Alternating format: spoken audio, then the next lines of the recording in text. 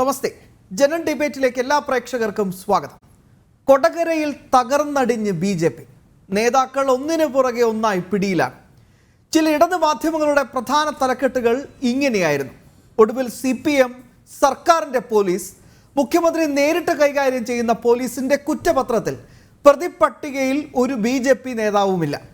സാക്ഷി പട്ടികയിലേക്ക് നോക്കിയപ്പോൾ അവിടെയും ആരെയും കാണാനില്ല. എങ്കിൽ പിന്നെ എന്തിനായിരുന്നു കൊടകര ഊതി വീർപ്പിച്ച് ഇക്കണ്ട കോലാഹലങ്ങളൊക്കെ ഉണ്ടാക്കിയത്? എന്തിനായിരുന്നു BJP സംസ്ഥാന അധ്യക്ഷൻ അടക്കമുള്ളവരെ തൃശ്ശൂരിലേക്ക് വിളിച്ചു വരുത്തി ചോദ്യം ചെയ്തത്? വാദിയുടെ മൊബൈൽ ഫോൺ കേന്ദ്രീകരിച്ച് നടത്തിയ അന്വേഷണങ്ങളൊക്കെ വെറും വെറും വെറും പ്രഹസനമായിരുന്നു. എല്ലാം ചെയ്തത് സർക്കാരിലേക്ക് ചൂണ്ടിയ വിരലുകളുടെ ദിശ മാറ്റാനായിരുന്നു. അതോ അന്തിച്ചർച്ച നടത്തി വെറുതെ നേരം കളയാനുള്ള വെറും ഊതിപ്പെരുപ്പിച്ച ഒന്ന് മാത്രമോ? ജനം ഡിബേറ്റ് പരിശോധിക്കുകയാണ്. BJPക്കെതിരായ രാഷ്ട്രീയ നീക്കം പാളിയം, അപ്പാടെ പാളിയം. മുതിർന്ന അഭിഭാഷകൻ ശ്രീ അഡ്വക്കേറ്റ് ഗോവിന്ദ് ഭരത്, യുവമോർച്ച സംസ്ഥാന അധ്യക്ഷൻ ശ്രീ പ്രഫുൽ കൃഷ്ണൻ, കോൺഗ്രസ് നേതാവ് ശ്രീ നിജേഷ് അരവിന്ദ്, ഇടതു നിരീക്ഷകനും സഹയാത്രികനുമായ ശ്രീ അഡ്വക്കേറ്റ് BN ഹസ്കർ എന്നിവരാണ് ചേരുന്നത്. എല്ലാ അതിഥികൾക്കും ഈ ചർച്ചയിലേക്ക് ഹൃദയപൂർവ്വം സ്വാഗതം. അഡ്വക്കേറ്റ് ഗോവിന്ദ് ഭരത്, ആദ്യം ഈ കേസിൽ ഇനി എങ്ങനെയായിരിക്കും അന്വേഷണത്തിന്റെ പുരോഗതി, ഇതിന്റെ ഒരു നിയമവശം?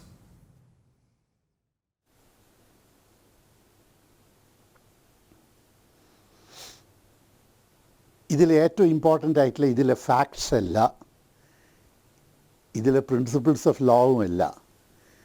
ഈ ഇഷ്യൂവിൽ ഏറ്റവും ഇമ്പോർട്ടൻ്റ് ആയിട്ട് ഞാൻ കാണുന്നത് പോളിറ്റിക്സും ലോവും ഒരു കാരണവശാലും ചേർക്കരുത്. ലോ എന്ന് പറഞ്ഞാൽ ആർട്ടിക്കിൾ 14 പ്രകാരം all people have equal protection of the laws. അത് മറികടക്കാൻ വേണ്ടിയിട്ട് ഒരു ഏജൻസിക്കും ഇന്ത്യയിൽ അധികാരമില്ല. Equal protection of the law എന്ന് പറഞ്ഞ് സുപ്രീം കോടതി എല്ലാ കോൺസ്റ്റിറ്റ്യൂഷനിലുള്ളതാണ്. പക്ഷേ സാധാരണ എന്താ ഇവിടെ സംഭവിക്കുന്നത് വെച്ചാൽ, നമ്മൾ സാധാരണ കാണുന്നത് എന്താണെന്ന് വെച്ചാൽ, എങ്ങനെയെങ്കിലും എന്തെങ്കിലും ഒരു ഇൻസിഡൻറ്റ് സംഭവിച്ചാൽ അതിൽ ഉടനെ പോളിറ്റിക്സ് വന്ന് ചേർന്ന് ആരെയാണ് ഇതിൽ പ്രതിയാക്കേണ്ടത്, ആരെയാണ് വെറുതെ വിട്ടേണ്ടത് എന്നുള്ള ഒരു ചിന്ത അപ്പം തന്നെ തുടങ്ങും. അതാണ് that will destroy any rule of law in this country. Law എന്ന് പറഞ്ഞാൽ അത് അൺടച്ച്ഡ് ആയിരിക്കണം. ലെജിസ്ലേച്ചർ, എക്സിക്യൂട്ടീവ് ആൻഡ് ജുഡീഷ്യറിയിൽ ഏറ്റവും ഇമ്പോർട്ടൻ്റ് അത് ലോ ആണ്.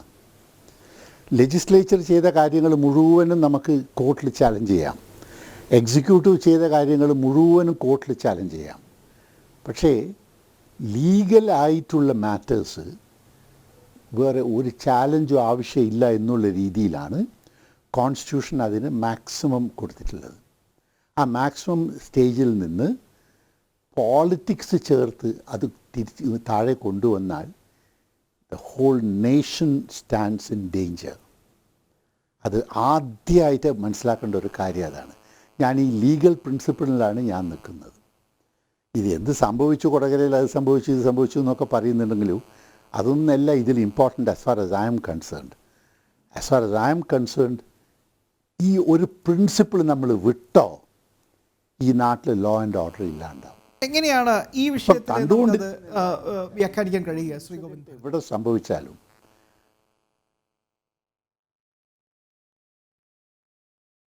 ഈ വിഷയത്തിൽ വെച്ചാൽ ഓട്ടോമാറ്റിക്കായിട്ട് കണ്ടില്ലേ, ആദ്യം BJP ഇവരങ്ങോട്ട് തീരുമാനിച്ചു.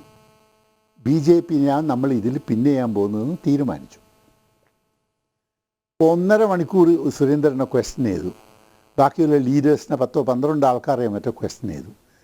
ഒരു പോയിന്റ് ഇവർക്ക് കിട്ടിയില്ല ഇവരെ സപ്പോർട്ട് ചെയ്യാൻ. ഒരു പോയിന്റ് കിട്ടാത്ത അവസരം കോടതിയിലല്ലേ എത്തുക.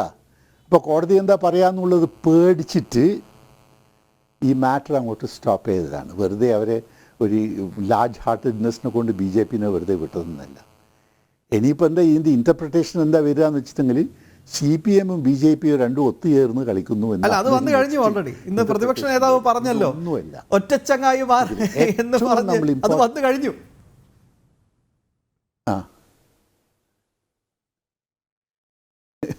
അപ്പോൾ ഇതാണ് ഇതിൻ്റെ ഡേഞ്ചർ. ഇതാണ് ജനങ്ങൾ മനസ്സിലാക്കേണ്ടത്. എൻ്റെ അഭിപ്രായത്തിൽ ജനങ്ങൾ മനസ്സിലാക്കേണ്ടത് ഒരു കാരണവശാലും നിയമം എന്നുള്ള ആ ആസ്പെക്റ്റിനെ നമ്മൾ we must never pollute it with anything else. ചെയ്തു പോയോ അതാണ് എല്ലാ കോമ്യൂണിസ്റ്റ് കൺട്രീസിലും ബാക്കി എല്ലാ കൺട്രീസിലും സംഭവിച്ചിരിക്കുന്ന ഇതാ. The law has been polluted by the ruling party. ആ ഒരു കാര്യം മാത്രമേ ഇതിൽ ജനങ്ങളുടെ മനസ്സിൽ ഏത് സമയത്തും ഉണ്ടാവണം. ലോ എന്ന് പറഞ്ഞാൽ it is paramount. It should be above everything else. അതിനെ പൊല്യൂട്ട് ചെയ്തോ ആ കൺട്രിയുടെ ഫ്യൂച്ചറിൻ്റെ ആണ് ബാധിക്കുന്നത് എന്നാണ് എനിക്ക് പറയാനുള്ളത് ഇതിനെ പറ്റിയിട്ട്. ഒന്ന് നിജേഷ് പറയാൻ വെച്ചൊരു പോയിന്റ് ശ്രീ അഡ്വക്കേറ്റ് ഗോവിന്ദ് ഭരതൻ ആദ്യമേ സൂചന നൽകി കഴിഞ്ഞു. എന്തായാലും ഈ വിഷയത്തിൽ കോൺഗ്രസ് പ്രതിപക്ഷ നേതാവ് ഉൾപ്പെടെയുള്ളവർ ആ പോയിന്റിലേക്ക് തന്നെയാണ് വന്നത്. പക്ഷേ ഇതുവരെ BJP ആക്രമിക്കുന്ന ഒരു നിലപാടിൽ നിന്ന് കോൺഗ്രസ് വീണ്ടും ഈ ഒരു നിലപാടിലേക്ക് മാറുന്നു. എങ്ങനെ പ്രതികരിക്കും? ഇല്ല, കോൺഗ്രസിന് അന്നും ഇന്നും ഒക്കെ ഒരു നിലപാട് മാത്രമേ ഈ വിഷയത്തിലുള്ളൂ. ഞങ്ങൾ ഈ വിഷയം തുടങ്ങിയ സമയത്ത് തന്നെ അറിയാവുന്ന ഒരു കാര്യമാണ്, ഇത് എവിടെയെങ്കിലും ഒന്ന് സെറ്റിൽ ചെയ്യപ്പെടും, കോംപ്രമൈസ് ചെയ്യപ്പെടുമെന്ന്. ബഹുമാനപ്പെട്ട അഡ്വക്കേറ്റ് കഴിഞ്ഞ 6 മാസം മുമ്പ് കേരളത്തിന്റെ, അല്ലെങ്കിൽ ഒരു വർഷം മുതൽ 6 മാസം വരെ കേരളത്തിന്റെ രാഷ്ട്രീയ ഭൂമികയിൽ ഉണ്ടായിരുന്നത് ഇതുപോലെ തന്നെയുള്ള ഒരു തട്ടിപ്പ് കേസായിരുന്നു. അത് എന്ത് സംഭവിച്ചു? ആ നിയമം ഇന്നത്തെ നിയമവുമായി നിങ്ങൾ കമ്പയർ ചെയ്യുന്ന സമയത്ത് ആ വിഷയത്തിൽ എന്ത് സംഭവിച്ചു എന്നതാണ് കോൺഗ്രസിന്റെ ഒന്നാമത്തെ ചോദ്യം. രണ്ടാമത്തെ ചോദ്യമാണ് കൊടകര. ഞങ്ങൾക്ക് അന്നേ അറിയാമായിരുന്നു ഇത് എവിടെയും എത്താൻ പോകുന്നില്ല. കാരണം ഞങ്ങൾ BJPയുടെ പ്രതിനിധിയോട് ചോദിക്കുന്ന ഒരു കാര്യം, കൊടകര വിഷയം വന്ന സമയത്ത് 4 ദിവസം BJPയുടെ ഒരാൾ പോലും ടെലിവിഷൻ ചാനലുകളിൽ ചർച്ചയ്ക്ക് വന്നിട്ടില്ല. പോവേണ്ട എന്നായിരുന്നു തീരുമാനം. 5ാമത്തെ ദിവസം വന്ന് തീരുമാനിച്ചു, ഒറ്റക്കെട്ടായി തീരുമാനിച്ചു. BJPക്കാരെ പ്രതി ചേർത്തിട്ടില്ല. എത്ര ഫോർകാസ്റ്റ് ചെയ്യാൻ അന്ന് BJPക്ക് സാധിച്ചു? ഇന്ന് സംഭവിച്ചത്, ഇന്നത്തെ കുറ്റപത്രത്തിൽ വന്ന കാര്യം 1 മാസത്തിന് മുമ്പ് തന്നെ BJP വളരെ കൃത്യമായിട്ട് പറഞ്ഞു, ഒരു BJPക്കാരനെ പോലും ഞങ്ങൾ പ്രതി ചേർക്കാൻ സാധിക്കുകയില്ല.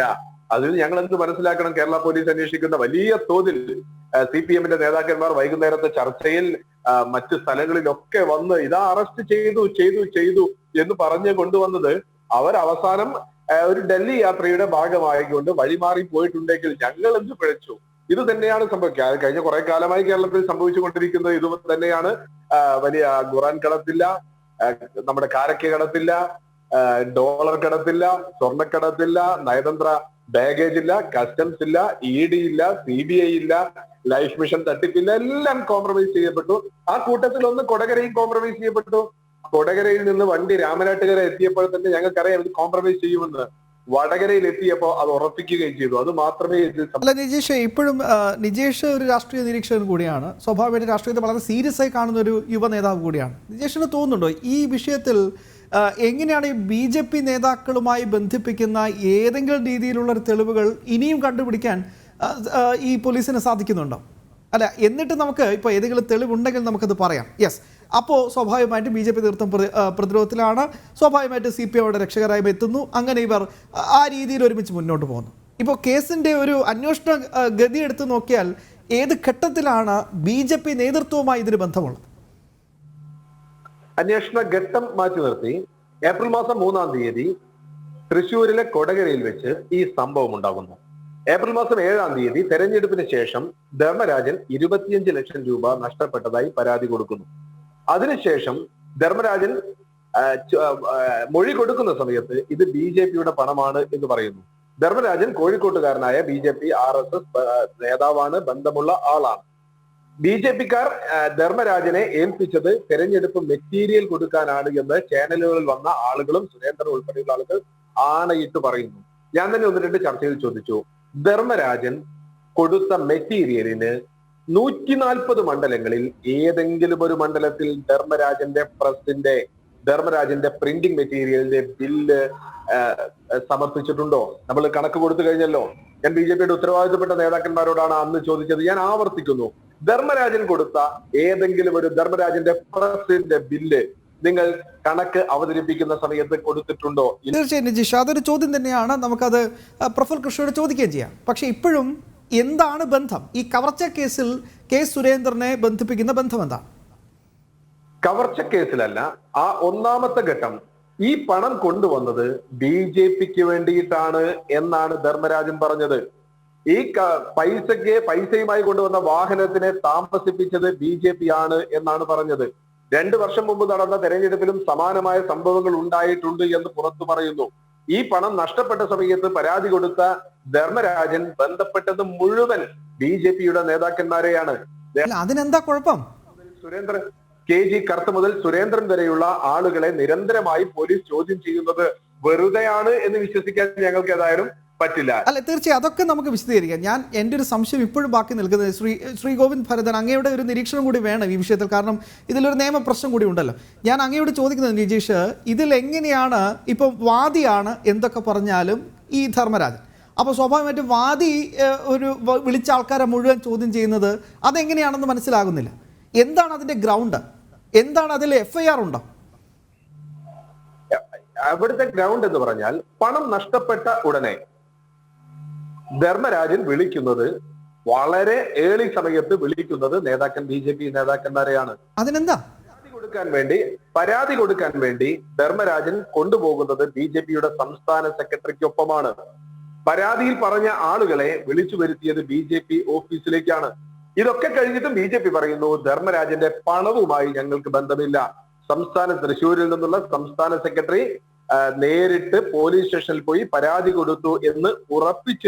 ഞാൻ വേറൊരു കാര്യം ചോദിച്ചോട്ടെ, ഇതിൽ തെറ്റുണ്ടോന്ന് എങ്കിൽ അങ്ങേക്ക് തിരുത്താം. ഇപ്പോൾ ഞാനും ശ്രീ നിജേഷും തമ്മിൽ നല്ല ബന്ധമുണ്ട്. എൻ്റെ കയ്യിൽ നിന്ന് ഒരു 10,000 രൂപ പോക്കറ്റ് അടിച്ചു പോകുന്നു. അപ്പം ഞാൻ ആദ്യം വിളിക്കുക നിജേഷിനെ അല്ലേ?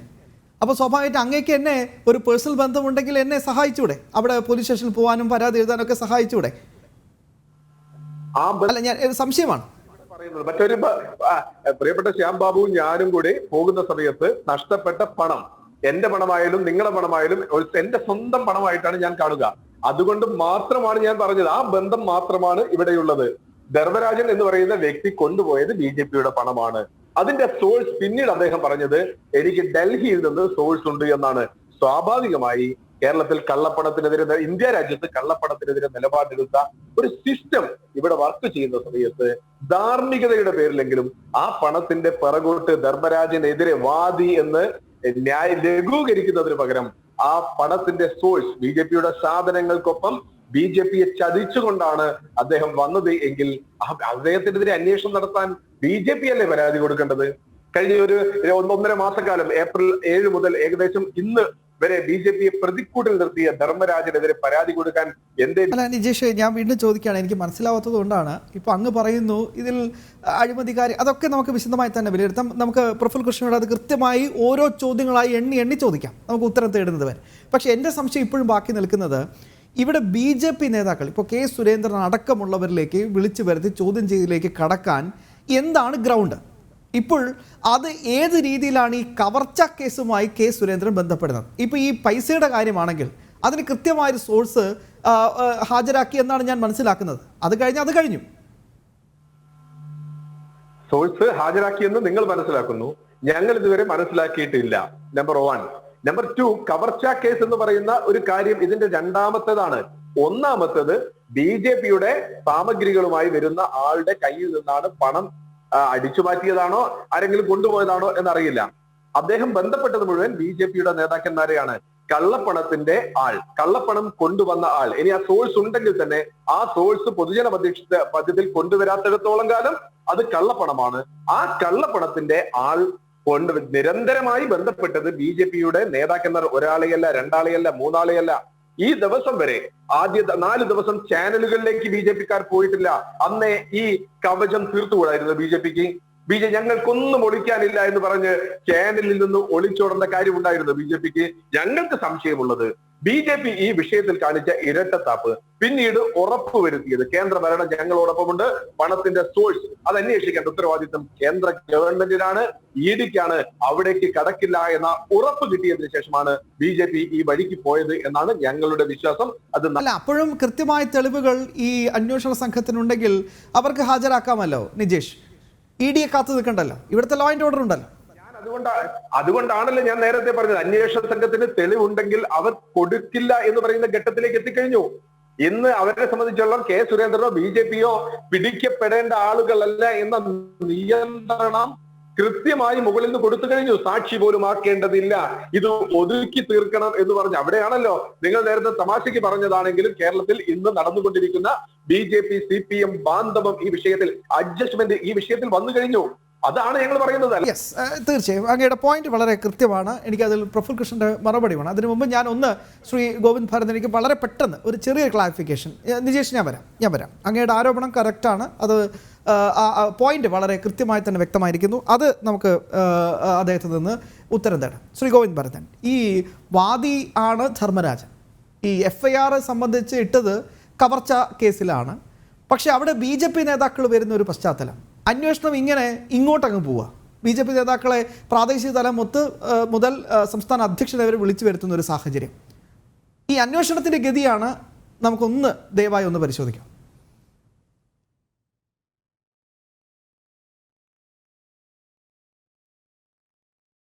ഏതൊരു ക്വസ്റ്റ്യൻ വന്നാലും ആ ക്വസ്റ്റ്യനിൽ ആദ്യം ഒരു തീരുമാനം എടുക്കേണ്ടത് ആരാണ് റെസ്പോൺസിബിൾ എന്നാണ്. Fundamental principle of criminal law എന്താണെന്ന് പറഞ്ഞാൽ ബിയോണ്ട് റീസണബിൾ ഡൗട്ട് എന്നാണ്. അപ്പോൾ ഈ ബിയോണ്ട് റീസണബിൾ ഡൗട്ട് വെറുതെ ഒരു സംശയം പോരാ. ഇദ്ദേഹം പറഞ്ഞതിൽ നിന്ന്, നിജേഷ് പറഞ്ഞതിൽ നിന്ന് സംശയമുണ്ട് എന്ന് ഇടയ്ക്കിടയ്ക്ക് പറയുകയും ചെയ്യുന്നുണ്ട്. സംശയമല്ല, പ്രൂഫ് വേണം.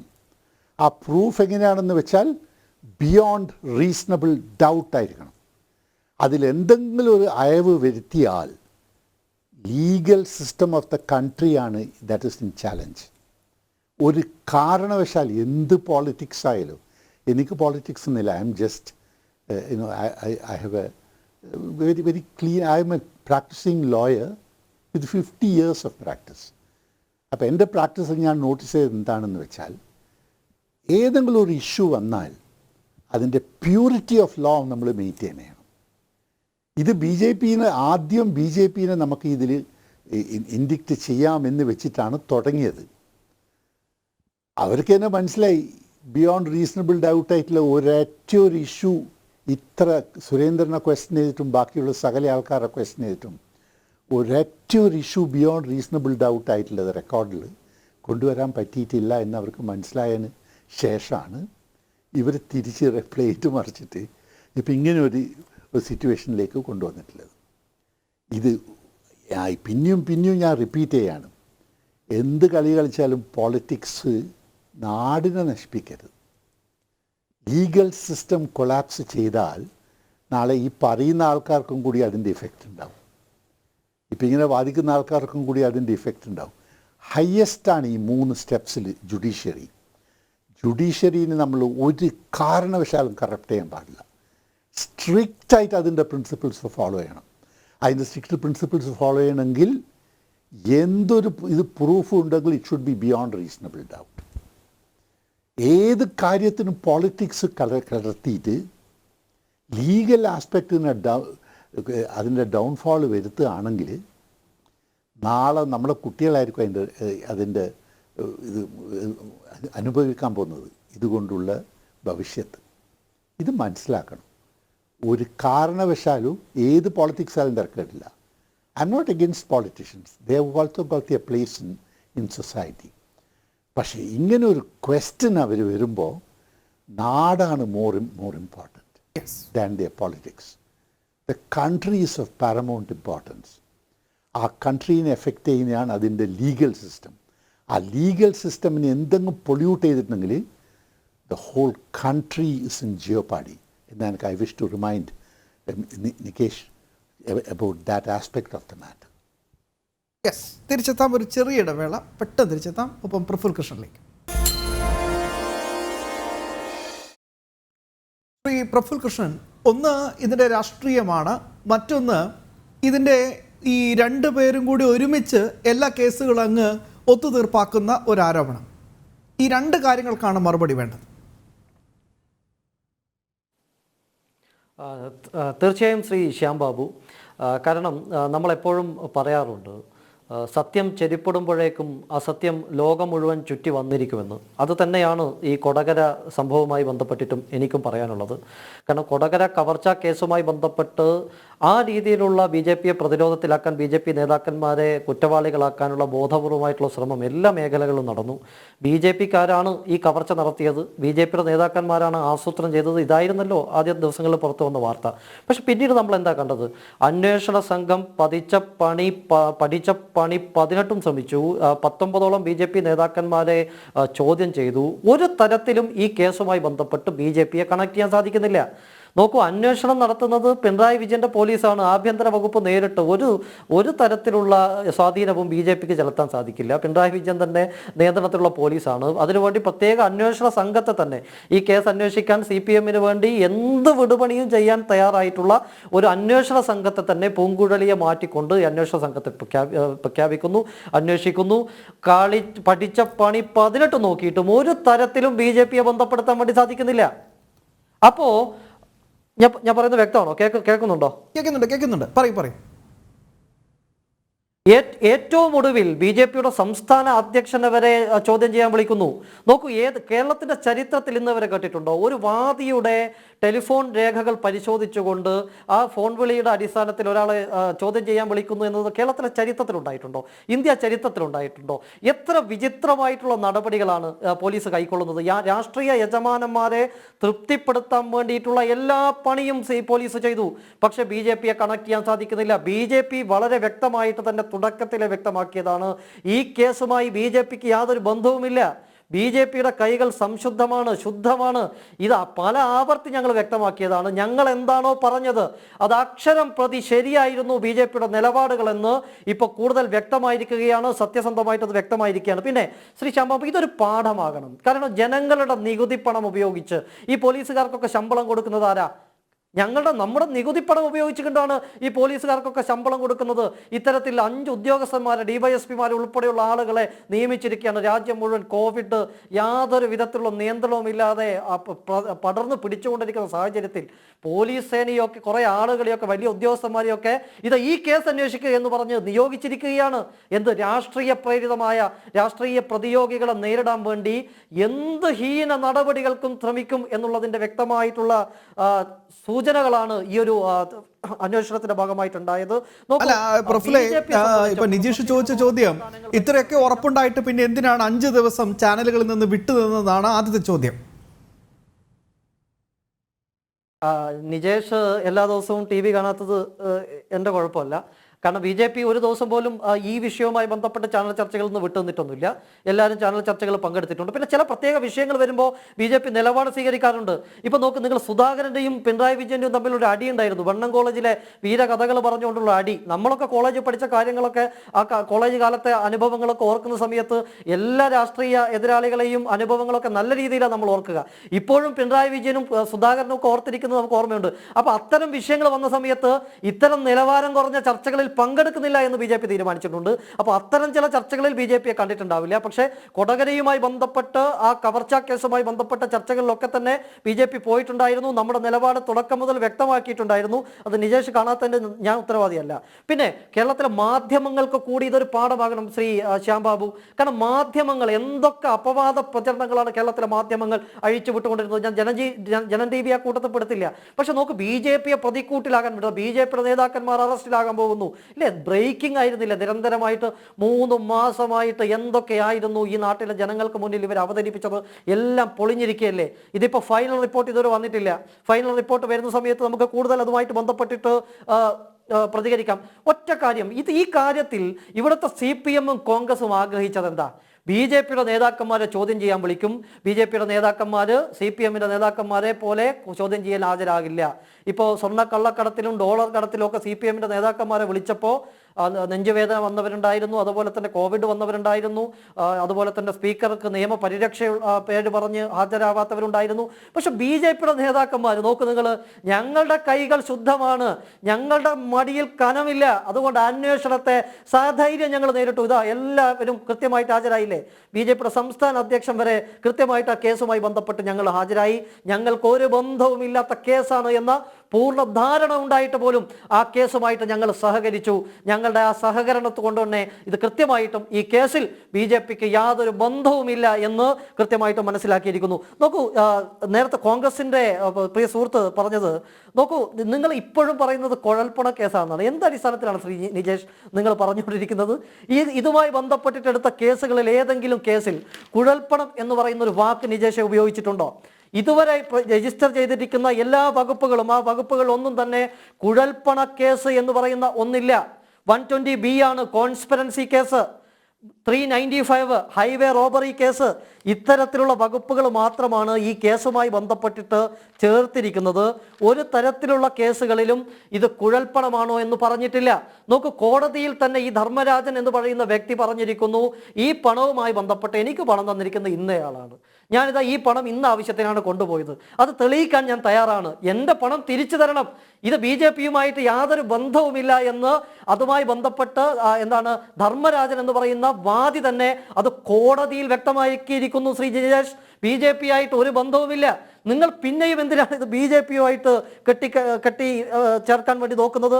120B, 395, 412 റോബറി മുതൽ പങ്കുവെക്കൽ, 212 തൊണ്ടി ഒളിപ്പിക്കാൻ സഹായിക്കുക, ഈ വകുപ്പുകൾ മാത്രമാണ് ഈ കേസിലുള്ളത്.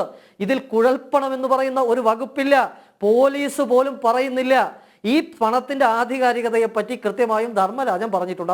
അത് പ്രൂവ് ചെയ്യേണ്ടത് ധർമ്മരാജനാണ്. അതുമായി ബന്ധപ്പെട്ട് നമ്മൾ പറയാൻ നമ്മളാളല്ല. പക്ഷെ നോക്കൂ, ഇത്തരത്തിൽ ഒരു തരത്തിലും BJPയുമായിട്ട് ബന്ധിപ്പിക്കാൻ സാധിക്കുന്നില്ല. നിങ്ങൾ പറഞ്ഞ എന്താ ബില്ല് വേണമെന്നല്ലേ? നോക്കൂ നിജേഷേ, നിങ്ങൾ കോൺഗ്രസിന്റെ ഇലക്ഷൻ പ്രചരണ സാമഗ്രികളൊക്കെ വിതരണം ചെയ്യാൻ ഏൽപ്പിച്ച ആളുകളുടെ നിന്നൊക്കെ നിങ്ങൾ ബില്ല് വാങ്ങിയിട്ടാണോ നിങ്ങൾ കാര്യങ്ങൾ ചെയ്തിട്ടുള്ളത്? ഞങ്ങൾ ഇലക്ഷൻ കമ്മീഷന് ഹാജരാക്കേണ്ട രേഖകളെല്ലാം കൃത്യമായിട്ട് ഹാജരാക്കിയിട്ടുണ്ട്. 140 മണ്ഡലങ്ങളിലും ഇലക്ഷൻ കമ്മീഷന് ചെലവ് കൊടുക്കുന്ന സമയത്ത് ഞങ്ങൾ ആ കാര്യങ്ങൾ കൃത്യമായിട്ട് ഹാജരാക്കിയിട്ടുണ്ട്.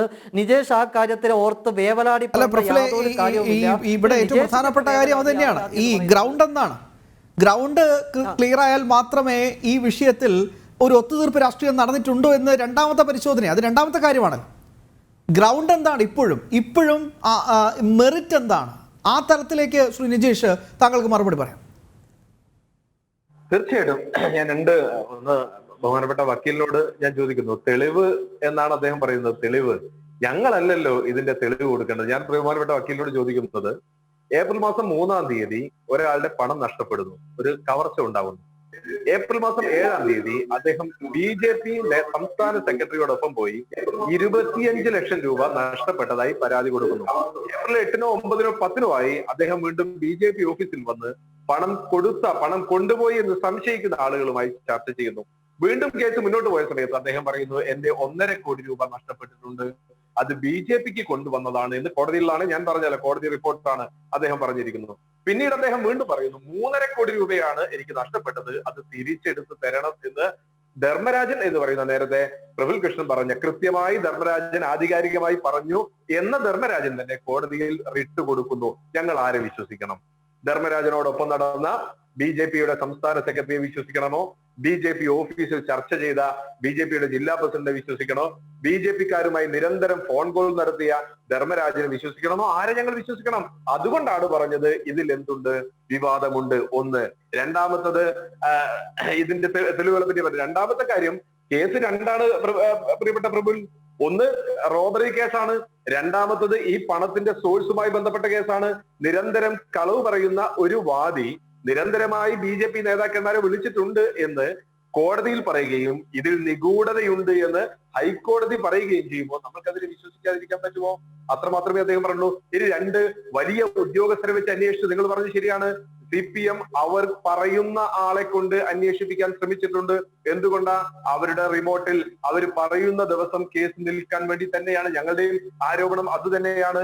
BJP CPM പറയുന്നിടത്ത് ഈ കേസ് നിൽക്കൂ, അവിടെയാണ് ഈ കേസ് നിന്നിരിക്കുന്നതും ആ കേസ് അവസാനിച്ചിരിക്കുന്നതും. അതുകൊണ്ട് തന്നെയാണ്. രണ്ടാമത്തത്, ഇത്രയേറെ DYSPമാർ ഈ കേസിന്റെ പിറകെ പോകുന്നത് എന്തിനാണ് എന്നാ ചോദിച്ചത്.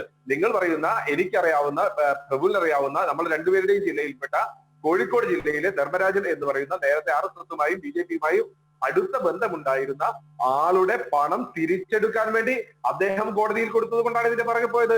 അപ്പൊ നിങ്ങൾ ധർമ്മരാജന്റെ ഭാഗത്താണോ പോലീസിന്റെ ഭാഗത്താണോ എന്ന ചോദ്യമാണ് അടുത്ത ചോദ്യം വരുന്നത്. പിന്നെ കുഴൽപ്പണം എന്ന് വിളിക്കുന്നതിൽ പ്രയാസപ്പെടേണ്ട കാര്യം പ്രഫുൽ എന്താ, ഇത് നിങ്ങളുടെ പണം അല്ലല്ലോ. ഞങ്ങൾ കുഴൽപ്പണമെന്നോ കള്ളപ്പണമെന്നോ ഒക്കെ പറഞ്ഞോട്ടെ, നിങ്ങളെ സംബന്ധിച്ചും ബി ജെ പിയുമായി ബന്ധമില്ലാത്ത ഒരു കേസിൽ കുഴൽപ്പണം, കൊടകരയിൽ കുഴൽപ്പണം പിടിച്ചു. അല്ല നിജേഷ്, ആ പോയിന്റിന് മറുപടി ഞാനൊന്ന് വേഗത്തിൽ, അതിനുശേഷം ഞാൻ ശ്രീ അഡ്വക്കേറ്റ് ഗോവിന്ദ് ഭാരതിലേക്ക് വരാം, ഒപ്പം ശ്രീ ഹസ്കറിലേക്കും വരാം. പ്രഫുൽ ഒന്ന് പെട്ടെന്ന് മറുപടി വേണം. ശ്രീ നിജേഷ്, ആ പണത്തിന്റെ ആധികാരികത അത് ശ്രീ ധർമ്മരാജൻ തന്നെ തെളിയിക്കട്ടെ. ആ കാര്യത്തെ കുറിച്ച് ഞങ്ങൾക്ക് കൂടുതലൊന്നും പറയാനില്ല. പിന്നെ ശ്രീ നിജേഷ്, ധർമ്മരാജൻ കോടതിയിൽ കൊടുത്ത മൊഴിയുണ്ട്. ധർമ്മരാജൻ കോടതിയിൽ പറഞ്ഞിരിക്കുന്നത് കൃത്യമായും ഈ പണം എറണാകുളത്തുള്ള ഏതോ ഒരു വ്യക്തിക്ക് കൊടുക്കാൻ വേണ്ടി അദ്ദേഹം കൊണ്ടുവരുന്നു, അത് വഴിക്ക് വെച്ച് നഷ്ടപ്പെടുന്നു, ഇത് BJPയുടെ പണമല്ല എന്ന് കൃത്യമായും കോടതിയിൽ പറഞ്ഞിരിക്കുന്നത് ധർമ്മരാജനാണ്. എനിക്ക് നിജേഷെ, ഇതുമായി ബന്ധപ്പെട്ട് കോടതി പറഞ്ഞിരിക്കുന്നത് ഇതുമായി ബന്ധപ്പെട്ട ആലോചന, കൃത്യമായ അന്വേഷണം വേണം, ഇതിന്റെ പിന്നിൽ ഗൂഢാലോചനയുണ്ട്. അത് തന്നെയാണ് BJPക്കും പറയാനുള്ളത്. കാരണം ഇതുമായി ബന്ധപ്പെട്ട കവർച്ചാ സംഘങ്ങൾ, ഈ സംഘങ്ങൾക്ക് കൃത്യമായും CPM-ഉമായിട്ട് അടുത്ത ബന്ധമുള്ളവരാണ്. നിങ്ങളുടെ പാർട്ടിക്കാരും ഉണ്ട് ഈ കവർച്ചാ കേസിൽ. അപ്പോൾ ഇതൊക്കെ തന്നെ സ്വർണ്ണ കള്ളക്കടത്തുകാരുമായിട്ടും അതുപോലെ തന്നെ സ്വർണ്ണ കവർച്ചക്കാരും ഒക്കെ ആയിട്ട് ബന്ധപ്പെട്ട വലിയ കവർച്ചാ സംഘങ്ങൾ ഇതിന്റെ പിന്നിലുണ്ട്. അതുകൊണ്ട് ഈ അന്വേഷണം തന്നെ, കൃത്യമായ അന്വേഷണം ആധികാരികമായിട്ട് വേണം എന്ന് തന്നെയാണ് BJPയും ആവശ്യപ്പെടുന്നത്. എനിക്കൊരു സംശയം ചോദിക്കും. ഇതോടൊപ്പം തന്നെ ഏതാണ്ട് 35 കോടി രൂപയിലധികം വിവിധ ഇടങ്ങളിൽ നിന്ന് പിടിച്ചെടുത്തിട്ടുണ്ട്. ഇതിലൊക്കെ അന്വേഷണം എവിടെ എത്തി നിൽക്കുന്നു? സ്വാഭാവികമായിട്ടും ആ ചോദ്യം ഈ വിഷയത്തിൽ പ്രഫുൽ പറഞ്ഞോ, പോയിന്റ് പൂർത്തിയായിക്കോളൂ. ശ്രീ ശ്യാം ബാബു, ഒരു തരത്തിലുള്ള അന്വേഷണവും ഉണ്ടായിട്ടില്ല. കാരണം സേലത്ത് വെച്ച് കേരളത്തിലെ ഒരു LDFന്റെ സ്ഥാനാർത്ഥിക്ക് വേണ്ടി കൊണ്ടുവന്ന പണമാണ് എന്നുള്ള രീതിയിൽ സേലത്ത് വെച്ച് ഏകദേശം 1 കോടി രൂപയോളം പണം സേലത്ത് വെച്ച് നഷ്ടപ്പെട്ടതായിട്ട് വാർത്തകൾ വന്നിരുന്നു. പക്ഷെ അതിനെപ്പറ്റി യാതൊരു വിധത്തിലുള്ള അന്വേഷണവും ഉണ്ടായിട്ടില്ല. അതുപോലെ തന്നെ തവനൂർ മണ്ഡലത്തിൽ നിന്ന് പിടിച്ച പണം അത് ആരുടേതാണ് എന്നുള്ളത് ആർക്കും അറിയില്ല. ലീഗിന്റെ നേതാക്കന്മാരുടെ ബന്ധമുള്ള കേസാണ് എന്നാണ് പറയുന്നത്. 38 കോടിയോളം രൂപയാണ് കേരളത്തിൽ മാത്രം ഈ ഇലക്ഷൻ സമയത്ത് പിടിച്ചത്. എന്തുകൊണ്ടാണ് അന്വേഷണമില്ലാത്തത്? തെരഞ്ഞെടുപ്പ് സമയത്ത് 1000 കോടി രൂപയാണ് മാത്രം ഈ കേസ്, ഈ വിഷയത്തിൽ ആദ്യമായി പ്രതികരിച്ചത് CPM-ന്റെ നേതാക്കളാണ്. അവരാണ് പറഞ്ഞത് ദേശീയ പാർട്ടി എന്ന് ആദ്യം പറഞ്ഞപ്പോൾ അത് കൃത്യമായി തന്നെ BJPയിലേക്ക് കൊണ്ടുവരികയും അഡ്വക്കേറ്റ് ഗോവിന്ദ് ഭാരതൻ നേരത്തെ സൂചിപ്പിച്ച പോലെ കൃത്യമായി തന്നെ ഇതിൽ പൊളിറ്റിക്സ് കലർത്തുകയും ചെയ്തത് ആരാണ്? അപ്പോൾ പിന്നെ അങ്ങനെയൊക്കെ ചെയ്തിട്ട് വീണ്ടും ഒരു ഒത്തുതീർപ്പ് നടത്തേണ്ട ആവശ്യമുണ്ടോ? എന്താണ് അതിൻ്റെ മെറിറ്റ്? എന്താണ്? അല്ല നിജേഷ്, ഈ ഒത്തുതീർപ്പ് സത്യത്തിൽ ഇവിടെ നടന്നുകൊണ്ടിരിക്കുന്നത് കോൺഗ്രസും CPM-ഉം തമ്മിലാണ്. കാരണം ഇത്രയും കാലം ആ ഒത്തുതീർപ്പ് നടത്തിക്കൊണ്ടിരുന്ന ആളായിരുന്നു രമേശ് ചെന്നിത്തല. അങ്ങനെ ഒത്തുതീർപ്പ് നടത്തി ഇപ്പൊ പാർട്ടിക്ക് പോലും രമേശ് ചെന്നിത്തലയെ വേണ്ടാതായി, പ്രതിപക്ഷ നേതാവ് പോലും ആക്കാതെ മൂലക്കിരുത്തി. ഇപ്പോഴത്തെ VD സതീശനാണ് ആ ഒത്തുതീർപ്പ് നടത്തിക്കൊണ്ടിരിക്കുന്നത്. ഇവിടെ സഹകരണ വിഷയവുമായി ബന്ധപ്പെട്ട് അതുപോലെ തന്നെ കിറ്റക്സുമായി ബന്ധപ്പെട്ട് എല്ലാത്തിലും CPM-നും കോൺഗ്രസിനും ഒരേ സ്റ്റാൻഡാണ്. അതുകൊണ്ടാണ് BJPയുടെ സംസ്ഥാന അധ്യക്ഷൻ കഴിഞ്ഞ ദിവസം പറഞ്ഞത് ആ VD സതീശനെ ഒരു മന്ത്രി കൂടി ആക്കിയാൽ ഇവിടെ പ്രശ്നം തീർന്നു. ഇവിടെ ഒത്തുതീർപ്പ് നടത്തിക്കൊണ്ടിരിക്കുന്നത് CPM-ഉം കോൺഗ്രസും തമ്മിലാണ്. അതുകൊണ്ട് നിങ്ങൾ BJP അക്കൂട്ടത്തിൽ പെടുത്തേണ്ട കാര്യമില്ല. ശ്രീ നിജേഷ്, ഇതാണ് നിങ്ങൾ കേരളത്തിൽ നടന്ന നിങ്ങളുടെ നേതാക്കന്മാർക്ക് പ്രതികളായിട്ടുള്ള കേസുകളുണ്ട്. കൃത്യമായിട്ട് അന്വേഷണം നടത്താത്തത് എന്തുകൊണ്ടാണ്? ഒത്തുതീർപ്പാക്കിയിരിക്കുന്നത് നിങ്ങളാണ്. 25 കോടി രൂപയാണ് CPM-ന് വേണ്ടിയിട്ട് തമിഴ്നാട്ടിൽ CPM-ന് കൊടുത്തിരിക്കുന്നത്. ഇലക്ഷൻ കമ്മീഷൻ ആധികാരികമായിട്ട് പറഞ്ഞിരിക്കുകയാണ്, രേഖകൾ കൊടുത്തിരിക്കുകയാണ്. ഇങ്ങനെ കൊടുക്കാൻ വേണ്ടി സാധിക്കുമോ? ഒരു ഘടകകക്ഷിക്ക് 25 കോടി രൂപ കൊടുത്തു എന്ന് കൃത്യമായിട്ടും തമിഴ്നാട്ടിൽ നിന്ന് സമ്മതിച്ചിരിക്കുകയാണ്. അപ്പോൾ ഇത്തരം കാര്യങ്ങൾ സഹകരണ സ്ഥാപനങ്ങൾ വഴി, കേരളത്തിലെ ചില സൊസൈറ്റികൾ വഴി കോടിക്കണക്കിന് രൂപയാണ് CPM പിരിച്ചെടുത്തിരിക്കുന്നത്. അപ്പോൾ കോൺഗ്രസിന്റെ ഭാഗത്തു നിന്ന്, ലീഗിന്റെ ഭാഗത്തു നിന്ന് ഇത്തരത്തിൽ കോടിക്കണക്കിന് രൂപയുടെ ഇത്തരത്തിൽ തെരഞ്ഞെടുപ്പ് ഫണ്ടുകൾ ഉണ്ടായിട്ടുണ്ട്. നിങ്ങളുടെ കോഴിക്കോട് നേതാവ് നിജേഷ്, നിങ്ങൾക്കൊക്കെ അസലായിട്ട് അറിയാലോ, ഞാനത് കൃത്യമായിട്ട് പറയേണ്ട കാര്യമില്ല. നിങ്ങളുടെ കോഴിക്കോടുള്ള നേതാവ് തിരുവനന്തപുരത്ത് പോയി മത്സരിച്ച നേതാവിന് വേണ്ടി 5 കോടി രൂപ പിരിച്ചു കൊടുത്തു എന്ന് കോഴിക്കോട് നമ്മുടെ നാട്ടിലുള്ള നേതാവാണ് നിജേഷ് പറയുന്നത്. നിങ്ങൾ കേട്ടിട്ടുണ്ടാവുമല്ലോ. എന്താ നിങ്ങൾക്ക് പ്രതികരിക്കാനുള്ളത്? 5 കോടി രൂപയാണ് അദ്ദേഹം കൊണ്ടുപോയതെന്നാ തിരുവനന്തപുരത്ത് മത്സരിക്കാൻ കൊണ്ടുപോയത്. മാത്രമല്ല ഈ സംസ്ഥാന അധ്യക്ഷനെതിരെ വിജിലൻസ് അന്വേഷണം പ്രഖ്യാപിച്ചു. എന്താണ് അതിന്റെ നിലവിലെ സ്റ്റാറ്റസ്? ഇതൊക്കെ ഒരുപാട് കാര്യങ്ങൾ അതിലേക്ക് ഇങ്ങനെ വരുന്നുണ്ട്. നിജേഷ്, ഞാൻ വരാം. ഒപ്പം തന്നെ മറ്റ് അതിഥികളിലേക്കും. അതിനു മുമ്പ് അഡ്വക്കേറ്റ് ഗോവിന്ദ് ഭരതൻ, അങ്ങയിലേക്കാണ്. ഈ നിജേഷ് ചൂണ്ടിക്കാണിച്ച ചില പോയിന്റുകൾ അങ്ങയുടെ ശ്രദ്ധയിൽപ്പെട്ട് കാണുമെന്ന് ഞാൻ കരുതുകയാണ്. അതിൻ്റെ ഒരു ലീഗൽ വേർഷൻ ദയവായി.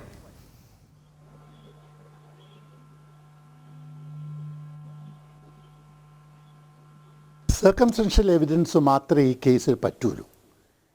സർക്കംസ്റ്റൻഷ്യൽ എവിഡൻസ് എന്ന് പറഞ്ഞാൽ ഓരോരോ ലിങ്ക് തമ്മിൽ യാതൊരു ഡിസ്ക്രിപ്പൻസി ഉണ്ടാകാൻ പാടില്ല.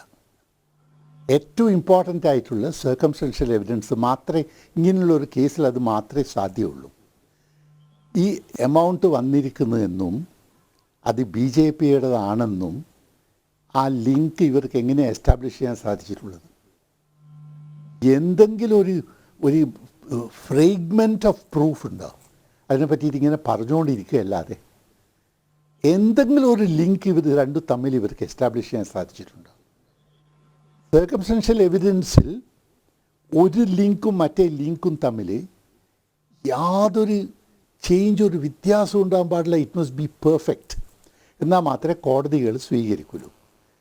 അവസാനം ഇത് കോടതിയിലെത്തി സ്ട്രിക്ട്ലി ലീഗൽ ആസ്പെക്റ്റ് പ്രകാരം കോടതി കൺസിഡർ ചെയ്യുമ്പോൾ ഇന്ന ആസ്പെക്ട്സ് ആണ് വെച്ചിട്ട് കൺസിഡർ ചെയ്യാൻ പോകുന്നത് എന്ന് മനസ്സിലാക്കിക്കൊണ്ടാണ് ഇവരെ 1.5 മണിക്കൂർ 2 മണിക്കൂർ ഇവരെ ഇൻറ്ററോഗേറ്റ് ചെയ്തിട്ട് അതിൽ നിന്ന് കിട്ടിയ എവിഡൻസിൽ അങ്ങനെ ഒരു ലിങ്ക് ഇല്ല എന്ന് കണ്ടതുകൊണ്ടാണ് ഇവർ പെട്ടെന്ന് തിരിഞ്ഞ് ഇപ്പം അടുത്തത് എന്താ വരുന്നതെന്ന് വെച്ചാൽ അവരെ വിറ്റ്നസ്സസ് ആക്കാൻ പോകുന്നുണ്ട് എന്നാണ്.